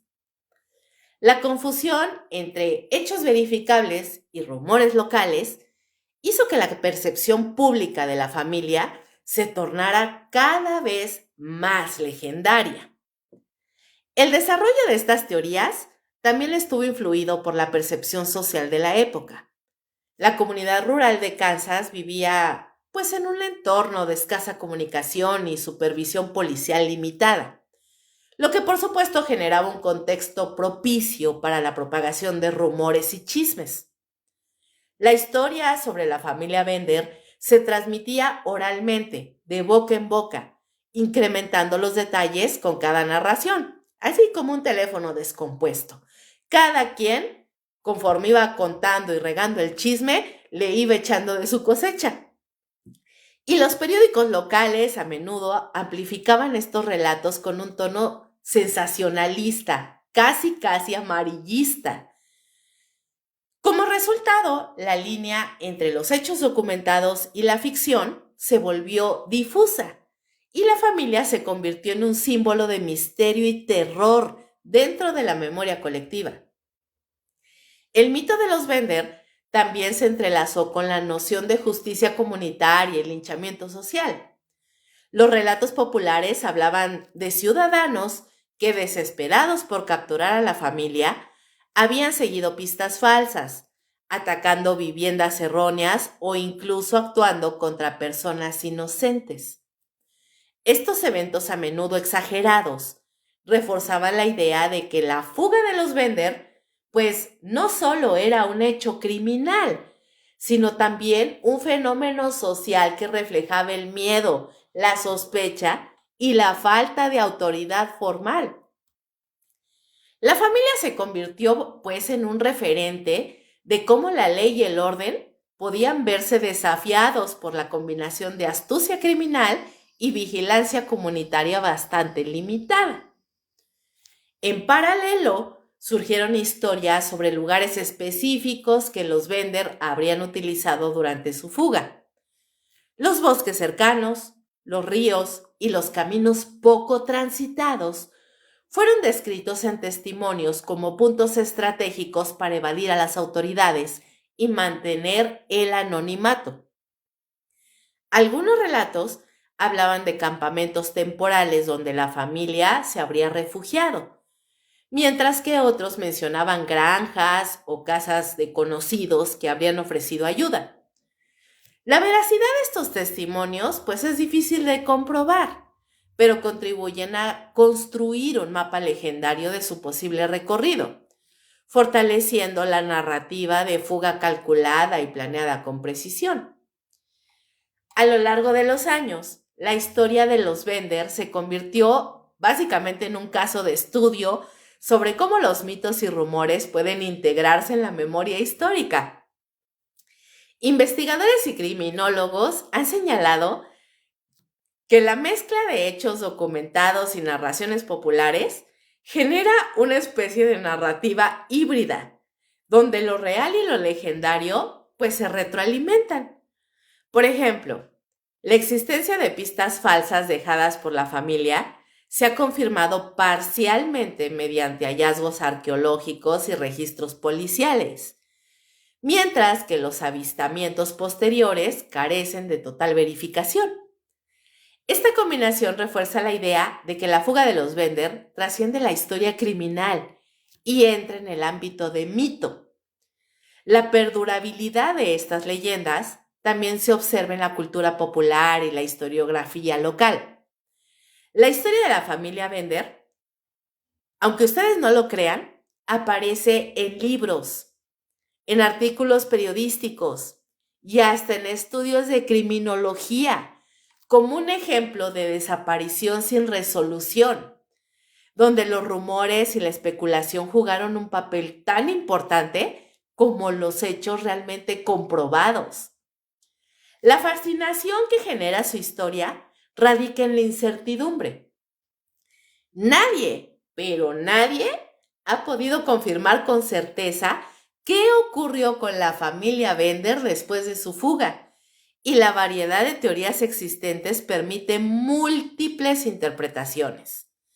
La narrativa, entonces, funciona tanto como documento histórico como relato legendario, ilustrando la interacción entre crimen, rumor y memoria colectiva. En conclusión, los mitos, rumores y leyendas sobre la familia Bender muestran cómo un hecho criminal puede trascender la realidad inmediata y transformarse en un fenómeno cultural. Las teorías sobre su paradero, y ustedes díganmelo en los comentarios, ¿cuál creen que sea la teoría más acertada? ¿Qué pasó con los Bender? ¿Murieron? ¿Se escaparon a Canadá? ¿Cambiaron de identidad? Y la siguiente, ¿fueron arrestados de alguna forma, de manera fallida, y se escaparon de nuevo? Bueno, pues todas estas teorías que ahorita ustedes me van a compartir, cuál es digamos, la más verosímil para ustedes en los comentarios, reflejan de alguna manera la dificultad de separar lo real de lo imaginado en un contexto verdaderamente histórico, porque la historia es real. Y en este contexto histórico, la información era fragmentaria y la vigilancia era limitada. La mezcla de hechos verificables y relatos populares crearon una narrativa bien compleja que sigue capturando la atención de investigadores, historiadores y público en general, como ustedes y como yo, consolidando a los Bender como una de las familias más enigmáticas de la historia criminal estadounidense. Los Bender, a final de cuentas, fueron realidad, mito y leyenda al mismo tiempo, chicos. El caso de la familia Bender ha trascendido el ámbito histórico para terminar instalándose en la cultura popular como una de las leyendas criminales más inquietantes de los Estados Unidos. Su historia es muy emocionante porque casi es una película de terror. Mezcla misterio, violencia, desaparición. Y todos estos ingredientes han inspirado a escritores, cineastas, documentalistas y hasta creadores de series y podcasteros como yo, que encuentran en este relato una base bastante fértil para explotar el lado más oscuro de la naturaleza humana. La figura de los Bender como un grupo familiar dedicado al asesinato sistemático inauguró en la memoria colectiva la idea del asesino en serie familiar. Yo no sé si alguna vez ustedes habían escuchado este término, pero básicamente esta familia fue la poseedora por primera vez en la historia de este mote, asesino en serie familiar. Y este es un concepto, chicos, que con el tiempo se convertiría en parte fundamental del imaginario cultural de la criminología y sobre todo de la ficción estadounidense. En la literatura, los Bender han sido fuente de inspiración desde finales del siglo XIX. Los periódicos sensacionalistas de la época pues ya narraban su historia con tintes novelescos, amarillentos, bastante literarios, de alguna manera ampliando rumores y exagerando testimonios. Posteriormente, los escritores de crímenes reales y de ficción macabra tomaron elementos de la familia para comenzar a desarrollar personajes y tramas. Obras de no ficción dedicadas al crimen en la frontera de Kansas suelen dedicar capítulos enteros a esta familia, presentándolos como los pioneros del terror en la vida rural estadounidense. Por otro lado, también los autores de novela gótica, para aquellos que les guste este tipo de literatura, novela gótica y terror, también retoman la esencia de su historia. Aunque no siempre se menciona a los Bender de manera directa, la figura de una familia que recibe a viajeros en su hogar para luego asesinarlos y despojarlos de sus pertenencias aparece en relatos cortos y novelas de la primera mitad del siglo XX. Estos textos contribuyeron a transformar a los Bender en una especie de arquetipos, o sea, personajes que simbolizan lo oculto detrás de la fachada de una vida familiar aparentemente normal. Más recientemente, varios libros de crónica criminal e investigación histórica han retomado el caso con un enfoque académico. En ellos se analizan los hechos conocidos y lagunas documentales, pero también la manera en que el mito se ha mezclado con la realidad. Estos textos suelen resaltar cómo la familia Bender sentó las bases narrativas para posteriores construcciones culturales de asesinos seriales. La televisión y el cine documental, por supuesto que han explotado con detalle esta historia de los Bender. En diversos programas de investigación criminal se incluyen segmentos dedicados a la familia, presentándolos como los primeros asesinos seriales de Estados Unidos y vinculando su caso con el desarrollo de la justicia en territorios rurales durante el siglo XIX. Estos documentales destacan no solo los crímenes, sino también el misterio de la fuga y las teorías sobre su paradero. La narrativa audiovisual enfatiza la tensión entre hechos comprobables y rumores, lo que refuerza el carácter enigmático, misterioso del caso. Además, las reconstrucciones dramatizadas permiten que el espectador se sumerja en el ambiente de la época. Una frontera en expansión, comunidades aisladas y una justicia que dependía más de la organización vecinal que de estructuras estatales. Y pues esta situación como que no me parece muy ajena, ¿no? Porque en muchas ciudades incluso de nuestro país, así es. O sea, a pesar de ser ciudades, pues también hay muchas ciudades, muchas colonias, muchos fraccionamientos y por supuesto muchas comunidades rurales que dependen más de la organización de los vecinos que realmente de la policía. Entonces, vaya, esto pues al parecer no ha cambiado demasiado. La historia también ha sido utilizada en programas de televisión dedicadas al análisis del fenómeno del asesino serial. Ahí los Bender son presentados como un caso temprano que anticipa conductas criminales más estudiadas en el siglo XX.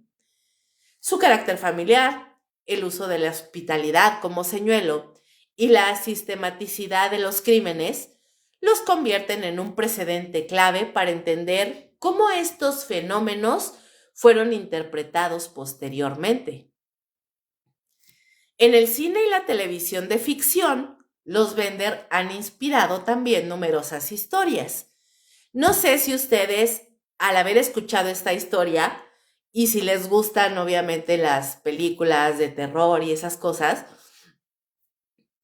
no se les vino a la mente por lo menos una película que hayan visto con esta temática exactamente igual.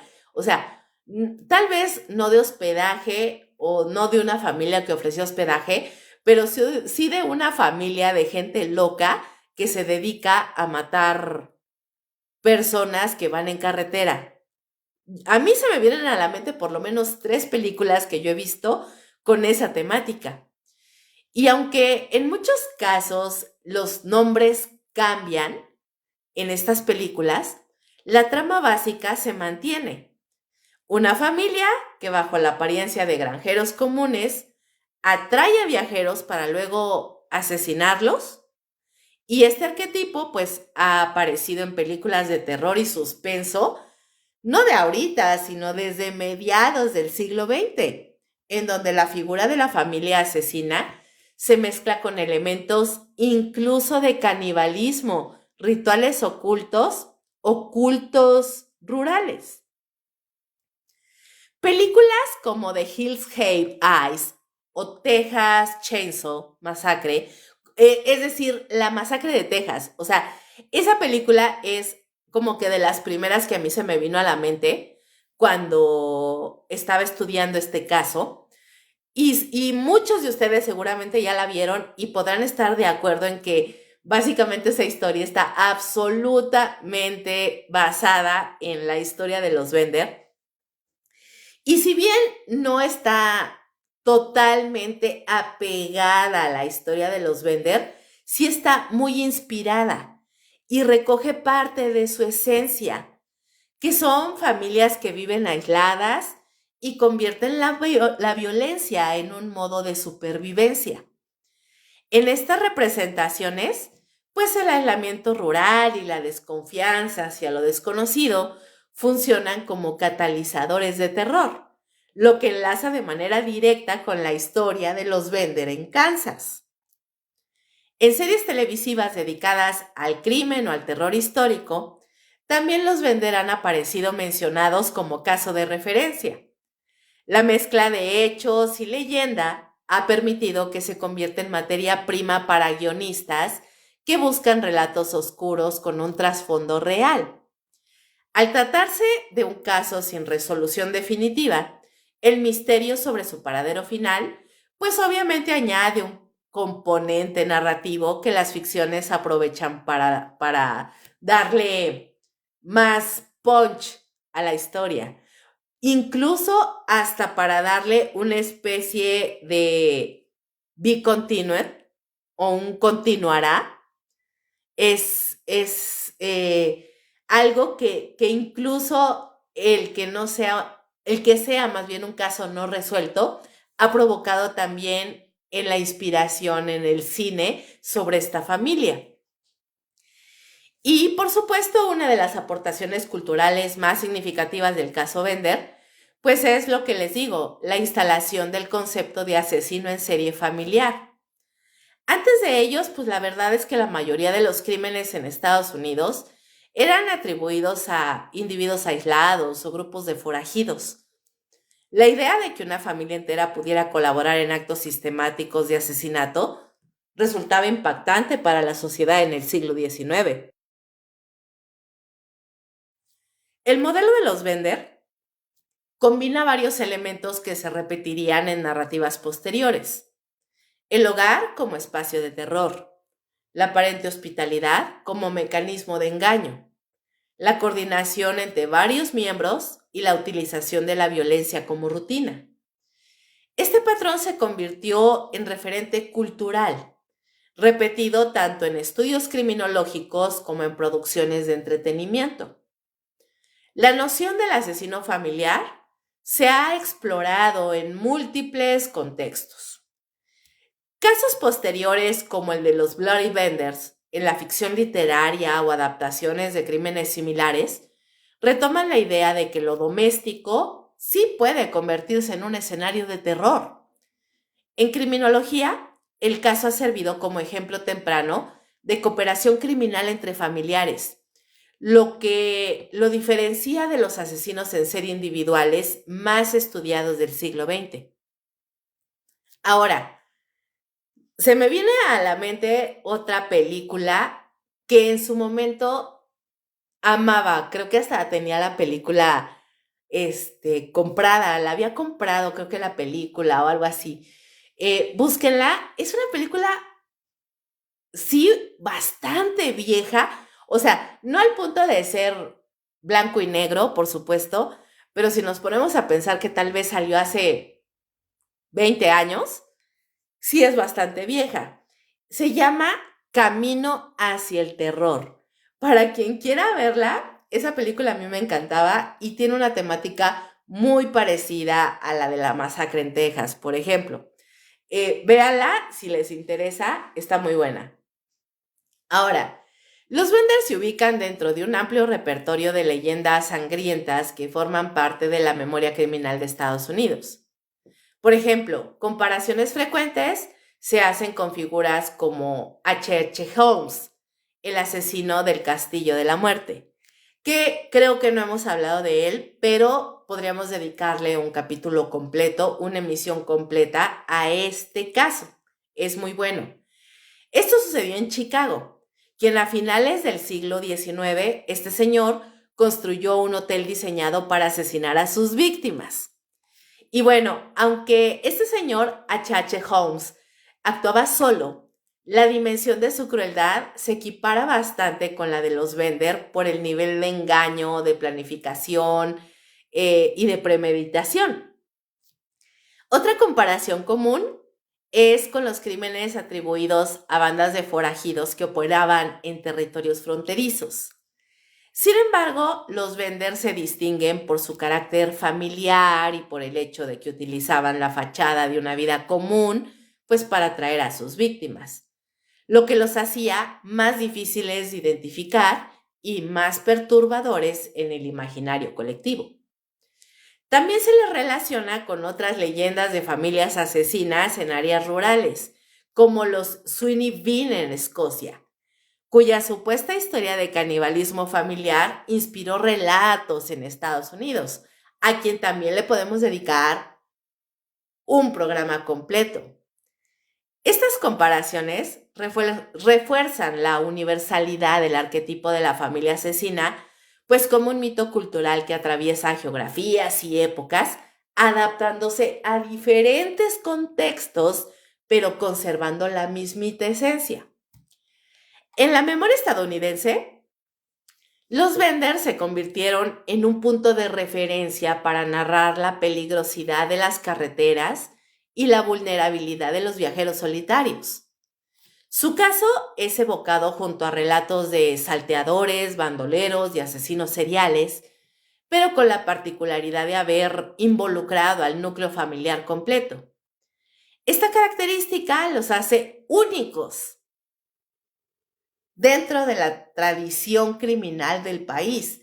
Como les digo, fueron pioneros en esto de los asesinos seriales familiares. La familia Bender, como ya nos hemos dado cuenta durante esta transmisión, no solo dejó un legado de horror en Kansas, sino que se transformó en un símbolo cultural que trasciende su tiempo y lugar. A través de la literatura, los documentales, las películas y las series, su historia ha sido reinterpretada y amplificada, consolidando la figura de los asesinos en serie familiar como un arquetipo dentro de la cultura popular. Las comparaciones con otras leyendas sangrientas de Estados Unidos refuerzan su estatus como pioneros de un mito que combina hechos históricos con narrativas de terror. En el imaginario colectivo, los Bender son más que un caso criminal. Son una representación de lo que ocurre cuando la familia, el hogar y la hospitalidad, que básicamente son símbolos de seguridad, se convierten en escenario de violencia y muerte. La permanencia de su historia en la cultura popular demuestra que el crimen, el misterio y la ausencia de un final pueden generar un relato que se reinventa con cada generación. Los Bender están envueltos en mito y realidad. Y queramos o no, siguen ocupando un lugar perturbador en la memoria de los Estados Unidos, recordando que el terror puede habitar en los espacios más cotidianos. El estudio de la familia Bender se asienta en fuentes primarias dispersas que requieren lectura crítica. Recortes de prensa del siglo XIX, diagramas publicados en periódicos ilustrados, informes parciales de diligencias policiales y colecciones de objetos conservados en museos locales. La documentación se preservó de manera uniforme, por lo que cualquier reconstrucción historiográfica exige confrontar fragmentos de archivo, evaluar su coherencia interna y distinguir con cuidado entre lo que puede considerarse evidencia directa y lo que pertenece al relato mediático oral. Los periódicos contemporáneos, por supuesto que también jugaron un papel bien importante y decisivo en la información del relato público. Cronistas y corresponsales describieron la cabaña, difundieron diagramas del alojamiento, publicaron listados de víctimas atribuidos a la familia y reprodujeron declaraciones de testigos. La prensa de la época, a menudo competitiva y sensacionalista, potenció los detalles llamativos y las fotografías o grabados que reforzaron la impresión de horror, lo que obliga, por supuesto, a los historiadores a usar la prensa como fuente crítica y poderla contrastar con otros tipos de documentos antes de aceptar las aseveraciones que presentan. Entre los fondos administrativos y judiciales que se conservan, existen lagunas notorias. Expedientes de la Bed County incompletos, actas perdidas o testimonios que aparecen citados en la prensa, pero realmente no figuran en legajos oficiales. Esa discontinuidad documental obliga a los investigadores a tratar de reconstruir cadenas probatorias mediante el cruce de fuentes, como son periódicos, registros catastrales, censos, listados notariales y hasta archivos estatales. Y por supuesto manejar una hipótesis con mayor cautela cuando los documentos primarios pues no permiten una corroboración directa. Los testimonios de testigos presenciales constituyen otra arista compleja. Vecinos, viajeros y participantes en las comitivas de búsqueda ofrecieron versiones que coinciden en rasgos elementales, como por ejemplo las herramientas encontradas, los restos óseos, los objetos ocultos en la vivienda, pero difieren en elementos cuantitativos y cronológicos, como por ejemplo el número exacto de las víctimas, la ubicación precisa de los enterramientos y la secuencia de los hallazgos. Todos estos desajustes pueden obedecer errores de memoria, efectos de transmisión oral, presión mediática o a la propia condición fragmentaria de la investigación inicial. La recuperación y conservación de artefactos vinculados al lugar como martillos, que algunos contemporáneos relacionan con las fracturas craneales, también por ahí una cuchilla encontrada en un reloj de repisa y otros objetos, pues han sido aportes valiosos para las reconstrucciones materiales. Esos elementos pasaron a formar parte de colecciones locales y han sido objeto de estudio comparativo. Sin embargo, la atribución inequívoca de cada pieza a un hecho concreto requiere pruebas de contexto arqueológico y documental que no siempre están disponibles. Las contradicciones entre versiones oficiales y narraciones periodísticas son persistentes. El conteo de víctimas varía según la fuente, con cifras históricas que históricamente oscilan entre alrededor de 11 víctimas confirmadas y estimaciones más altas en reportes locales. Igualmente, pues hay menciones de arrestos fallidos o identidades erróneas que aparecen en prensa sin respaldo de actas judiciales completas. Estos solapamientos y discrepancias han alimentado tanto la literatura sensacionalista como el folclore regional, complicando la delimitación entre el hecho documentado y el mito. Frente a estas limitaciones, la investigación contemporánea ha promovido estrategias interdisciplinarias. La crítica sistemática de prensa se complementa con la consulta de censos, catastro, registros notariales, archivos judiciales y además se incorporan técnicas arqueológicas y de análisis espacial para contrastar localizaciones y contextos de hallazgo. El objetivo básicamente es construir cronologías y cadenas de evidencia que permitan sostener, pues, hipótesis con mayor solidez y reducir la influencia de relatos aislados o distorsionados por la tradición oral. En la parcela donde estuvo la cabaña, se han desarrollado proyectos de prospección y excavación que aplican métodos modernos, como radares de penetración terrestre, excavación estratigráfica y análisis de contexto. Esto con la intención de identificar depósitos, distinguir eventos de diferente cronología y verificar la presencia de materiales coherentes con las descripciones históricas.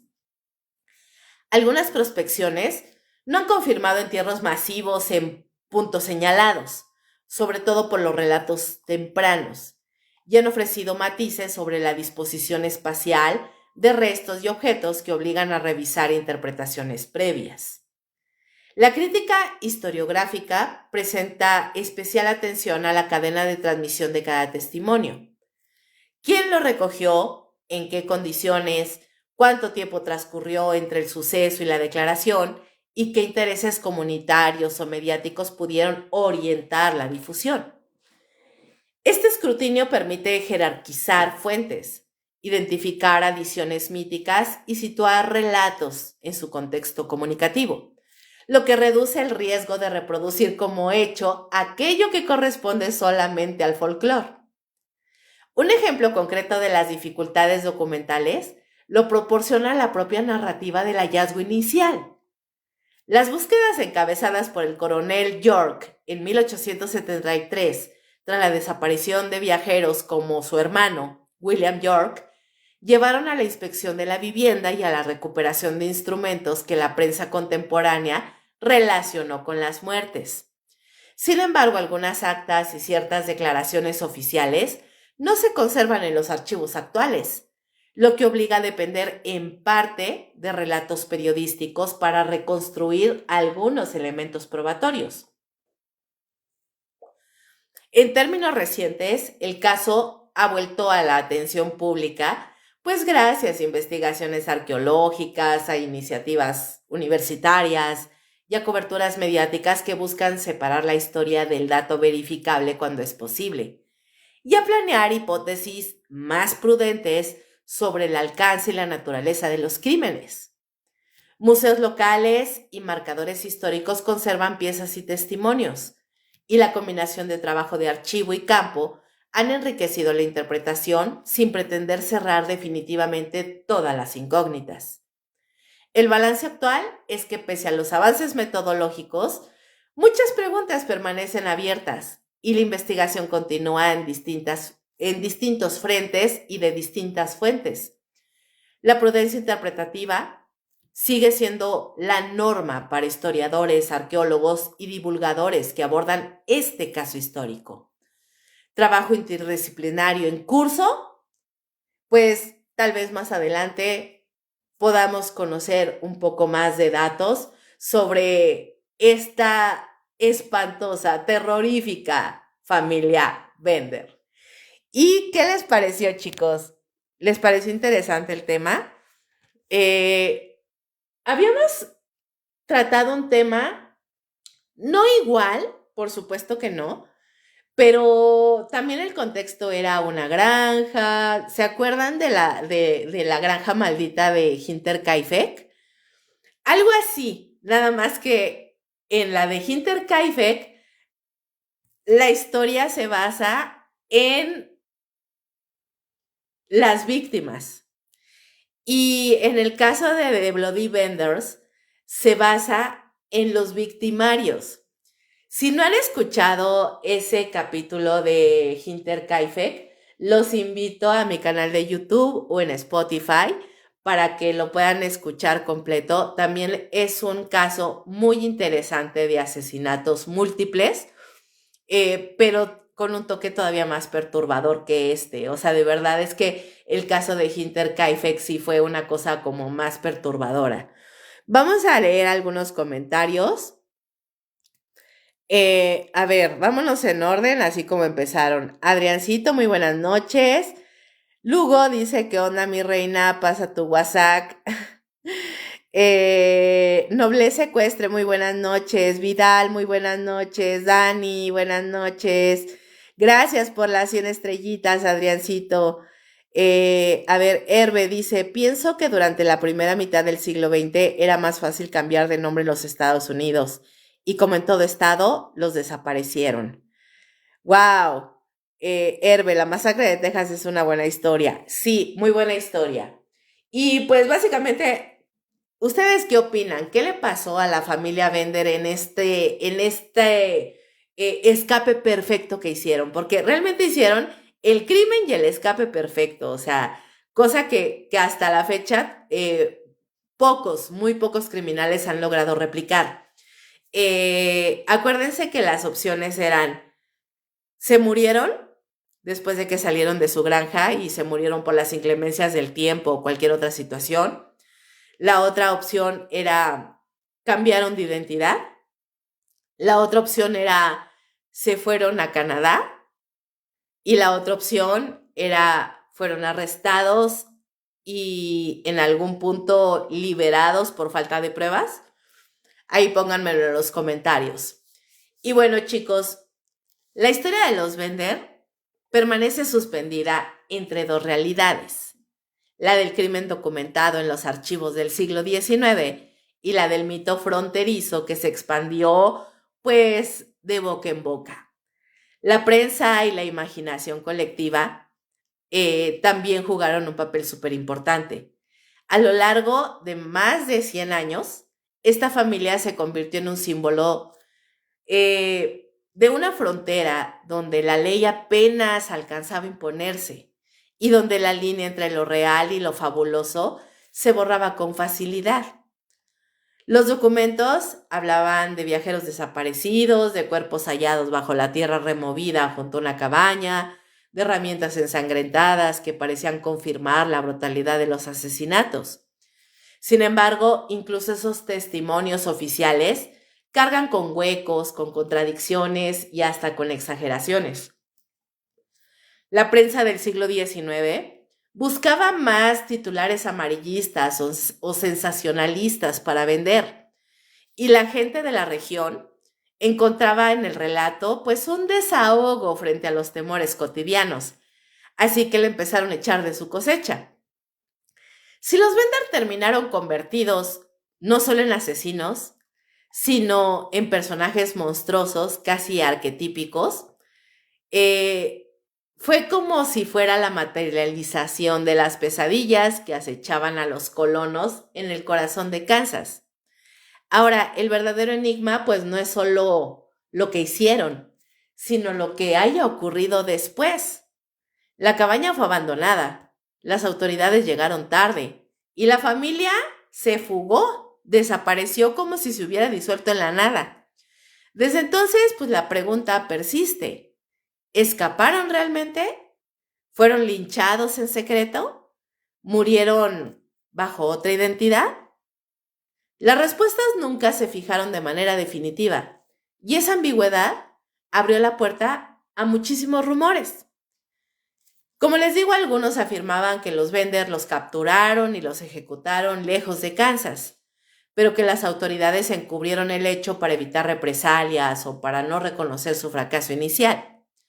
Otros juraban que se habían refugiado en comunidades lejanas, tal vez en Canadá, donde el anonimato y la dispersión de colonos podía garantizarles una nueva vida o un nuevo comienzo. Incluso circularon historias de que cambiaron de nombre y siguieron existiendo entre nosotros, fundiendo su linaje con otras familias y ocultando así la sangre que los manchaba. Esta mezcla de mito y realidad convirtió el caso en una advertencia permanente. Lo que sabemos puede ser apenas la primera capa, la más delgada, sobre lo que realmente sucedió.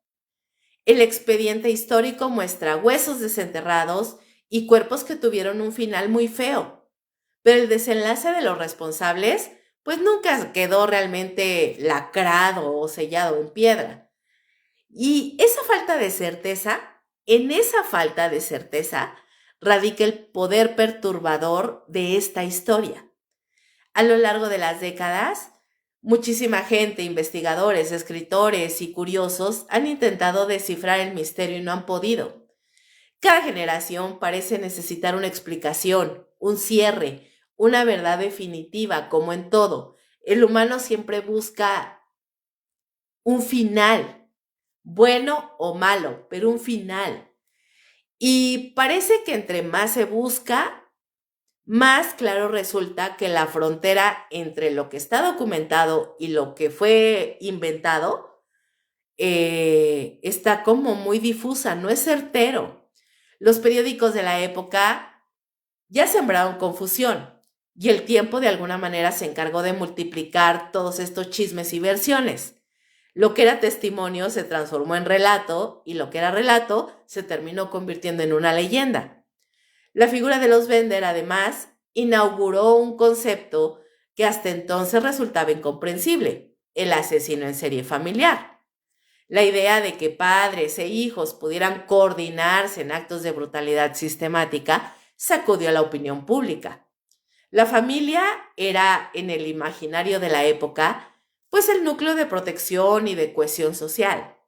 Los Bender representaban su reverso absoluto: un hogar convertido en una trampa mortal, un comedor transformado en escenario de masacre, la confianza quebrada en el lugar más íntimo. Ese giro simbólico hizo que la historia se grabara con fuego en la memoria cultural. Pero más allá del simbolismo, queda un elemento práctico y perturbador. Nunca se hallaron pruebas definitivas de su destino. Nunca hubo fotografías de sus cadáveres, ni registros de juicios concluyentes, ni tumbas que cerraran la historia. La narrativa termina con un vacío, y ese vacío es lo que mantiene viva la inquietud. Porque ahí, donde no hay certeza, florecen las preguntas, y cada pregunta es capaz de generar miedo.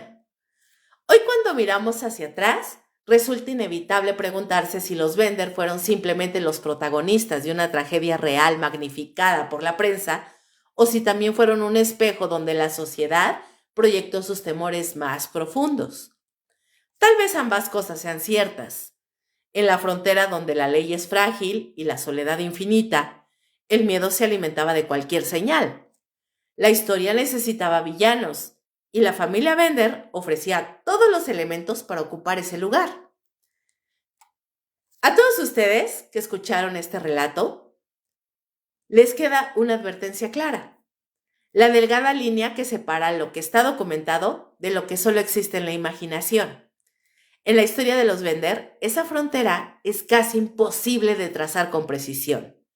Los documentos ofrecen un marco, pero las sombras se filtran por cada grieta.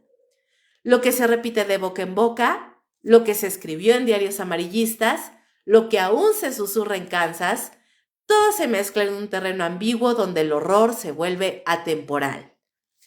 Y en ese terreno ambiguo, donde lo perturbador se hace presente, porque la falta de cierre nos obliga a considerar una posibilidad inquietante.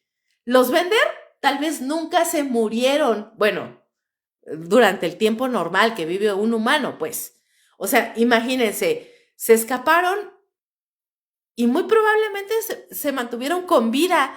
Vayan ustedes a saber si siguieron con sus mismas prácticas horrendas y perturbadoras, o realmente empezaron de cero y pues esto les dio como un calambre de susto y ya no volvieron a hacer ninguna matazón.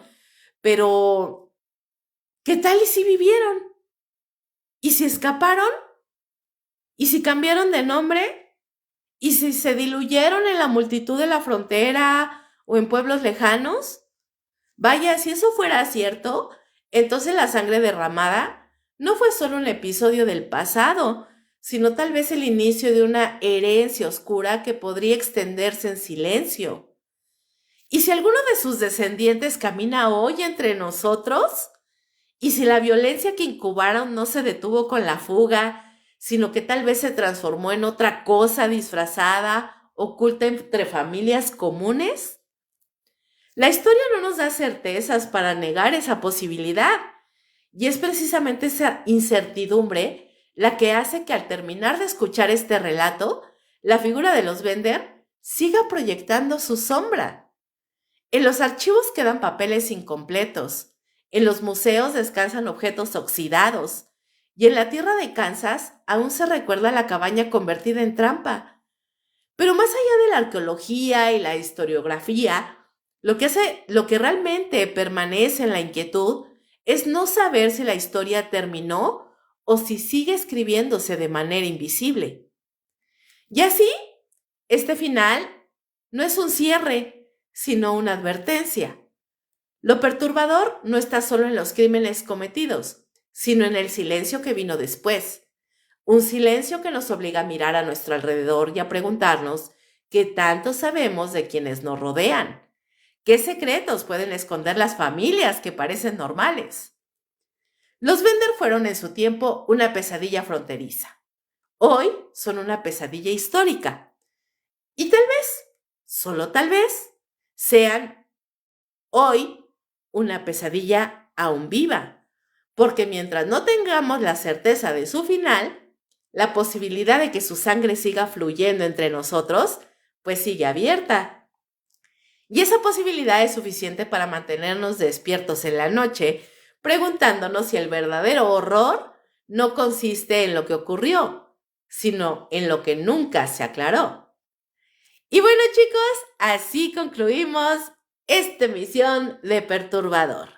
Los invito a seguir el hilo del terror y lo inexplicable mañana a las 10 en punto de la noche, hora de México, en la hora macabra, ya saben, en vivo por Facebook Live.